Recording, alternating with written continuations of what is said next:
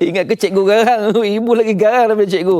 Itulah dia luahan anak-anak kita dalam kebosanan, ada yang rindu kawan-kawan, rindu sekolah dan sebagainya. Jadi bagaimana untuk menghilangkan rasa rindu ataupun melupakan kerinduan seketika dengan menjalankan aktiviti di rumah? Saya bersama dengan Tara Khalila Muhammad Firdaus, guru sains, bakal guru biologi lah ya. Assalamualaikum. Waalaikumsalam. Khabar? Khabar baik, alhamdulillah. Ya, orang Sabah ni dah lama tak balik Sabah ni kan. Itulah dia. Okey, hari ini kita nak belajar sesuatu yang menarik.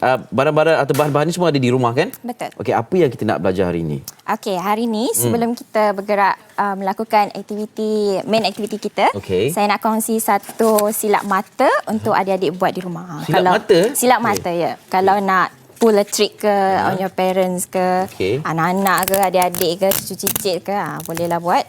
So, benda pertama ialah cuba buat satu gelung, satu gelang kertas, and then cuba cantumkan, tapi sebelum kita cantumkan, kita akan terbalikkan bahagian ini. Okey. Terbalikkan.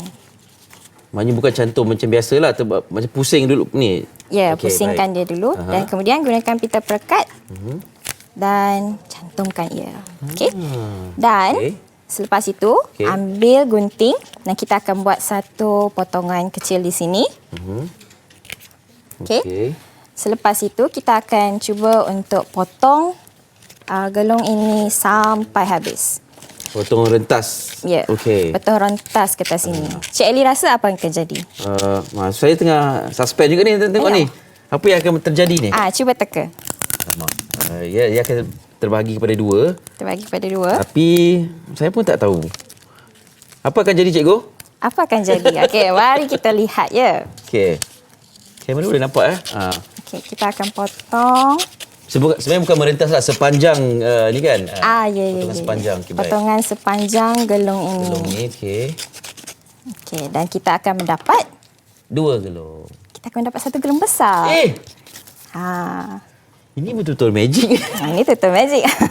Dan kalau adik-adik nak try lagi, adik-adik juga boleh potong sekali lagi dan lihat apa jadi. Tapi yang tu untuk penonton di rumah cubalah. Betul-betul. Wow. Saya mati-mati ingat jadi dua. Okey. Ini satu ilmu baru. Kalau misalnya kita terlepas nanti boleh tengok di Facebook kami ya, di Facebook MHI. Okey, seterusnya cikgu? Seterusnya kita akan belajar tentang stability. Okey. Untuk kita belajar tentang sains eksperimen, kita tak perlu bahan-bahan yang fancy. Kita tak perlu asid, akeli ke. Kita cuma boleh menggunakan kertas, gunting dan juga pita perekat.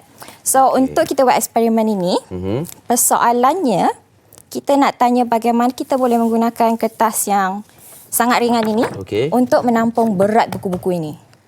Buku yang seberat ni? Dengan hanya kertas begini? Dengan hanya kertas yang ringan macam ni. Macam mana kita nak buat? Okey. Sebab contohnya, kalaulah adik-adik di rumah fikir, contoh, kalau saya gumpal je letak bawah buku-buku ni, will it work? Mungkin akan kemek. Berat buku-buku ni. Betul lah dia. Tadi saya angkat pun. Saya nak cuba angkat tu berat. Okey, boleh. Satu ni pun nampak macam berat. Ini buku hardcover ni, bukan boleh tahan berat dia. Boleh tahan berat dia. So, apa yang kita perlu buat pertama sekali ialah, kita perlu lipat kertas-kertas ini untuk membentuk 4 bahagian. Bentuk 4 bahagian. Lipat di tengah, kemudian lipat sekali lagi di bahagian tepi dan bahagian tepi sini.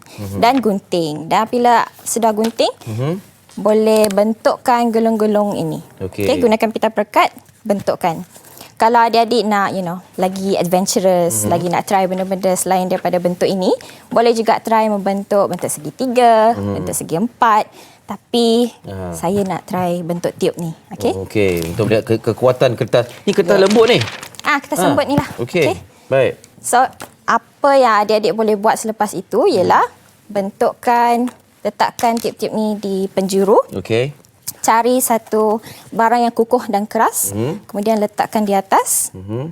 Sebab kita akan letak barang-barang yang berat atas ni. So, sebaiknya pilih barang yang kukuh lah. Tapak dia lah ni kayaknya. Sebagai tapak dia, betul. Ini nak dialihkan, cikgu, saya alihkan. Terima kasih. Okey. Lepas tu, kita boleh cuba untuk letakkan buku-buku yang berat ni. Tengok betul menjadi ke tak. Mana tak jadilah. Harap-harap jadilah. Harap-harap jadilah. Tak jadi kita buat baru ni.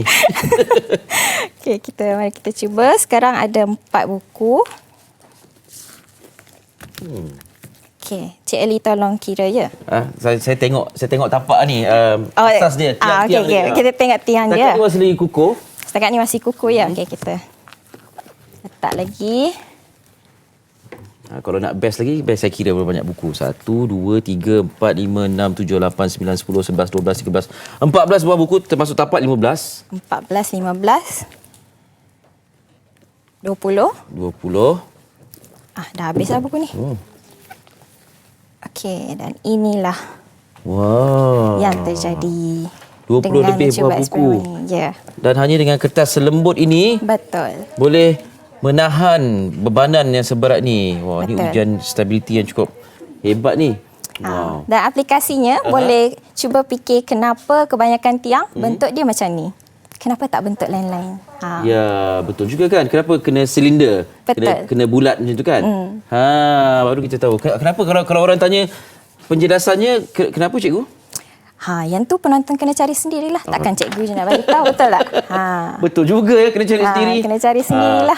Dari segi, kena try balik, kena cuba sendiri. Ya, dari segi weight distributionnya tu untuk yang tinggi sikit lah. Jadi kalau nak faham ada sebab kenapa bentuk gelong ataupun silinder tu lebih berupaya untuk menahan beban ini. Okey, untuk eksperimen ataupun sains seperti ini ni, umur yang macam mana yang sesuai untuk kita lakukan anak-anak dengan anak-anak?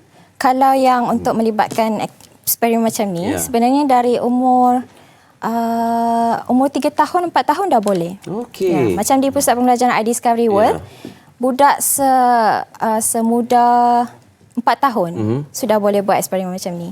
Cumanya bila menggunakan bahan-bahan macam gunting dan sebagainya, mereka perlukan pantauan orang dewasa lah. Ya, betul. Janganlah beritahu tentang eksperimen, biar saja mereka lakukan sendiri kan. Betul. Okey, ini dapat dilakukan dalam tempoh masa yang begitu singkat dengan bahan-bahan yang ada di rumah. Betul. Dan apa lagi kalau boleh mungkin kanak-kanak tertentu ni lihat macam ni macam magic kan, tapi ada penjelasan saintifik di sebaliknya. Betul. Ya, apa lagi perkara mudah yang boleh dilakukan?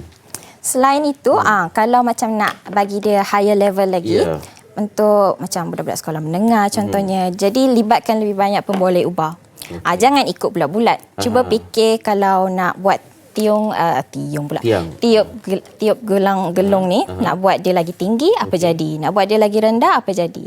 So scientific explanation dia di sebalik tu ialah dia punya center of gravity lagi rendah. Sebabnya bukan hanya kita buat ni nak beritahu tiup ataupun silinder ni boleh menahan beban begini. Betul. Maknanya kita cuba kalau kita buat tinggi sikit macam mana? Itu pemboleh ubah dia. Saya dulu takut perkataan pemboleh ubah tu masa sekolah tu. Jadi itulah pemboleh ubah. Maknanya kalau tinggi macam mana, rendah macam mana, dan kita tahu kesan gravitinya macam mana dan sebagainya. Maknanya untuk usia yang lebih meningkat sikit, taklah mereka sebenarnya ini saya pun boleh buat. Timbulkan lagi sifat ingin tahu dalam kalangan mereka tu kan. Tanya kepada mereka, kenapa kalau kita buat, saya rasa kalau anak yang lebih besar sikit, kalau kita buat gelong ni macam tinggi sikit, memang tak boleh tampung lah kan. Sepatutnya tak boleh. Kalau nak tahu boleh tak boleh, buatlah setinggi cuba ni sendiri. Buat juga silinder gelong ni, tengok boleh tampung ke tak. Betul. Saya dulu tak pandai sains, tapi saya minat lah. Cikgu, terima kasih banyak ya atas kesudian bersama dengan kami. Tapi saya masih kagum dengan gelong apa dipanggil, gelong magic ni. Ya. Saya ingat akan jadi 2, rupanya jadi 1 yang lebih besar. Maknanya kalau saya potong lagi akan jadi lebih besar kan? Kena cuba sendirilah. Ya. Okey, Cikgu Tara Khalila Muhammad Firdaus, terima kasih banyak sudi bersama kami. Jadi hari ini kita belajar 2 perkara baru, dan kalau anda ada sebarang ilmu ataupun magic ataupun perkongsian aktiviti yang boleh dilakukan di rumah dengan bahan-bahan yang ada di rumah, bolehlah kongsi dengan kami di MHR TV3. Terima kasih Cikgu ya.